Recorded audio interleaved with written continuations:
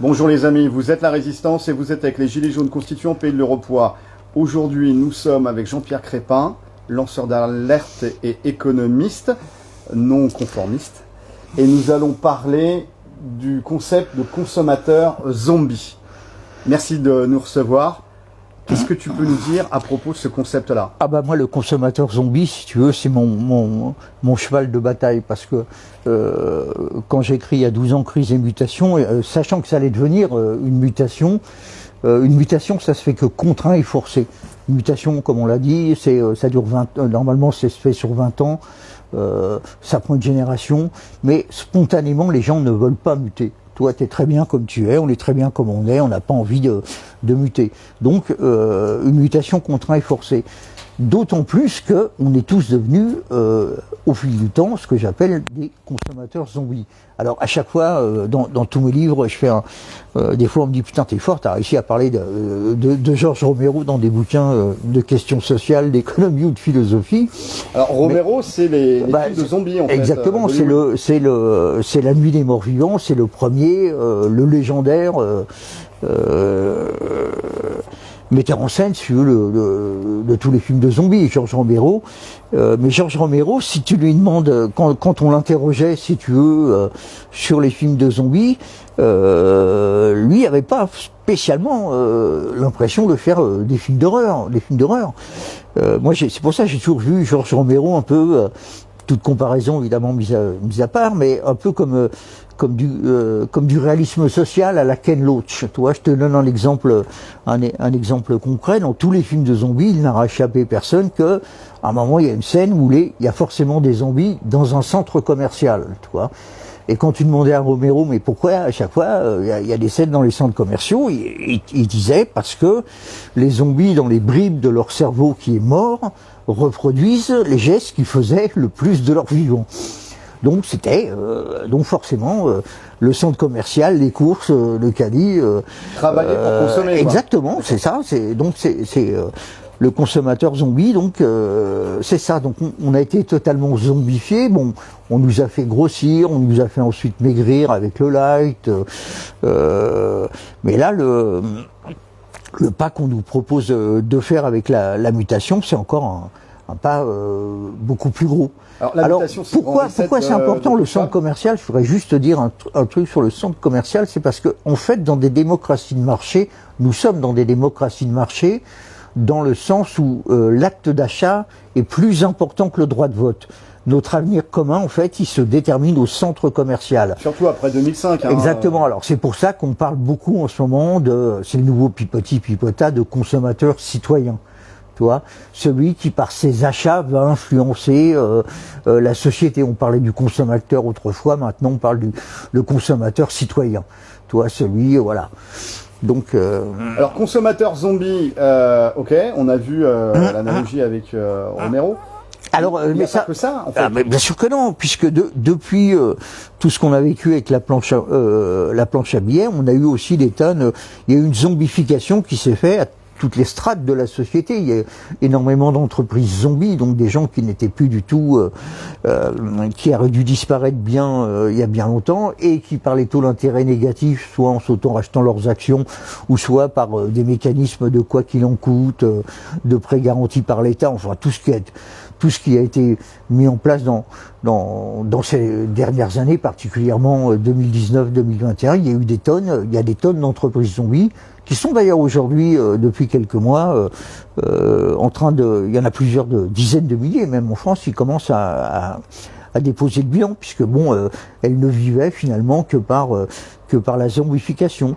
Et je rappelle que l'étape ultime, c'est l'état zombie, comme ça s'est produit au Japon, puisque bon, pour moi, ma théorie là aujourd'hui, tout le monde s'inquiète de l'inflation, hein. Donc on sait combattre l'inflation malgré tout, c'est remonter les taux d'intérêt, ce que la Fédérale Réserve aux États-Unis a fait de manière déjà significative, un petit peu la BCE, mais la BCE va continuer.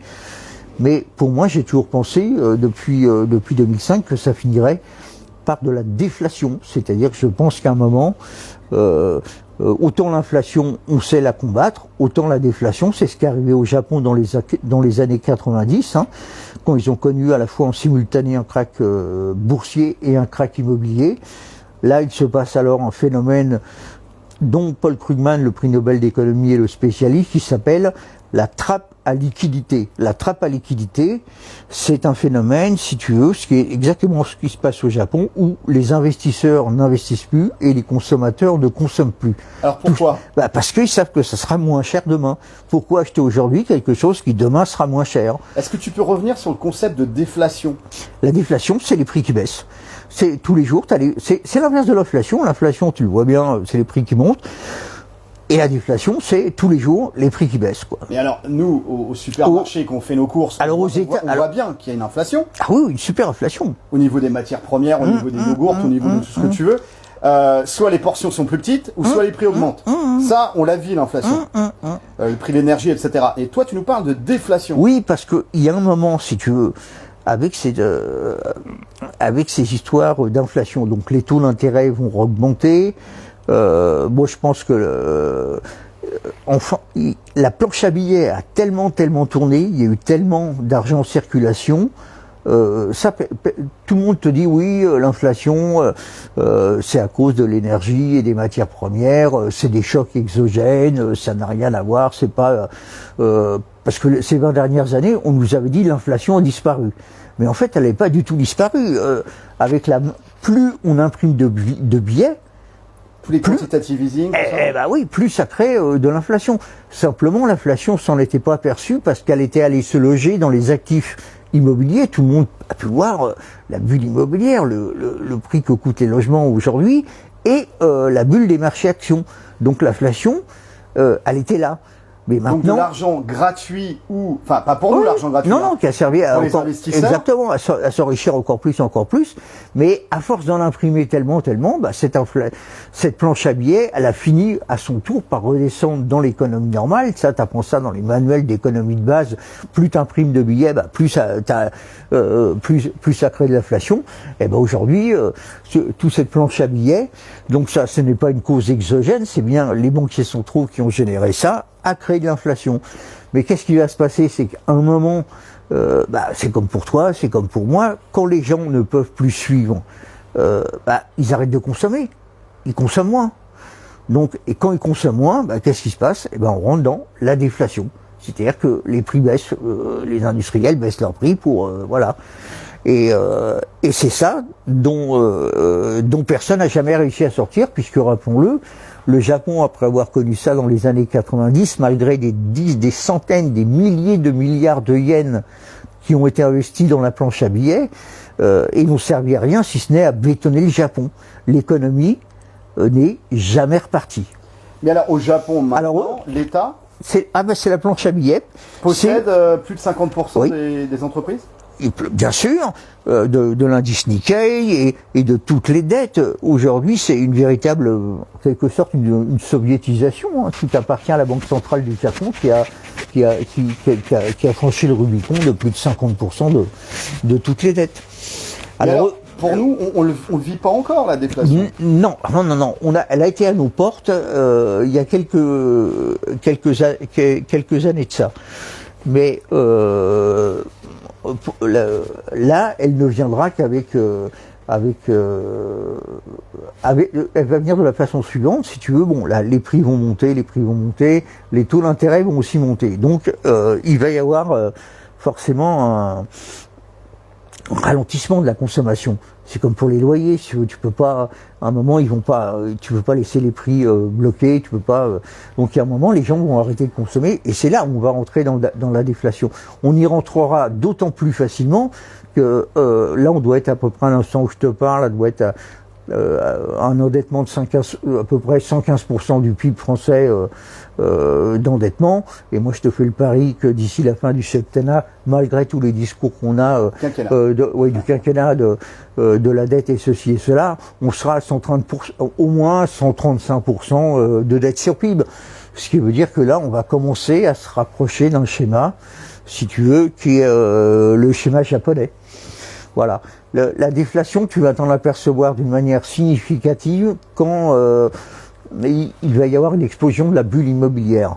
Une bulle qui commence, je te signale, à exploser fortement aux États-Unis. Aux États-Unis, il n'y a plus qu'à peu près 1% de la population qui avec la remontée des taux d'intérêt, parce qu'ils sont allés beaucoup plus fort que nous, a encore la possibilité d'acheter au prix du marché, ce qu'on appelle l'abordabilité. Là, tu n'as plus qu'un 1% de la population, il fonctionne beaucoup par le crédit hypothécaire en plus, c'est devenu un rêve, quoi. Le rêve américain, c'est devenu une utopie. Les Américains ne sont plus... et donc, en ce moment, donc, sachant qu'il va y avoir évidemment cette fameuse baisse de l'immobilier, c'est un peu les subprimes 2.0 dont je te parle. Hein. Il y a des fonds gigantesques, là, il y a par exemple BlackRock, c'est un fonds que tu connais, qui vient de mettre en place un fonds de 50 milliards, une dotation Léviathan, on appelle ça, comme dans l'Apocalypse, le Léviathan, pour acheter de l'immobilier à la CAF. 50 milliards. Donc c'est bien la preuve, et pour moi, ça sera véritablement le gros signal de la déflation, parce que les générations actuelles et les gens encore beaucoup plus jeunes, eux n'ont jamais connu de krach immobilier. Eux, ils sont encore dans leur tête configurés sur un immobilier qui monte jusqu'au ciel. Ils n'ont jamais connu voilà, 20 ans, 25 voilà, ans. Non, et pour certains 30 ans. Bon, là ça se termine puisque les taux d'intérêt commencent à remonter, mais quand des gens comme les premières années que tu rencontres là, tu ne fais que rembourser les intérêts mais pas le capital, qu'au bout de 4-5 ans le type en ait remboursé les intérêts, va voir que la valeur de son bien diminue alors que lui continue de payer. C'est là qu'il y a le gros choc au moral, si tu veux, et le sentiment de s'appauvrir, finalement, au quotidien, partez bien. Donc c'est ce qui est arrivé au Japon, quoi. Et moi, de ma théorie, dès le départ, je me suis dit, bon, là, aujourd'hui, c'est l'inflation, mais on va passer d'un choc à un autre, d'un choc inflationniste à un choc déflationniste pour se retrouver dans cette situation de ce qu'on peut appeler la japanification, et donc, voilà, la planche à billets, le hamster qui court dans la roue et la planche à billets permanente, le quantitative easing permanent. Voilà. Merci de ce partage d'informations. On lâche rien. À très bientôt.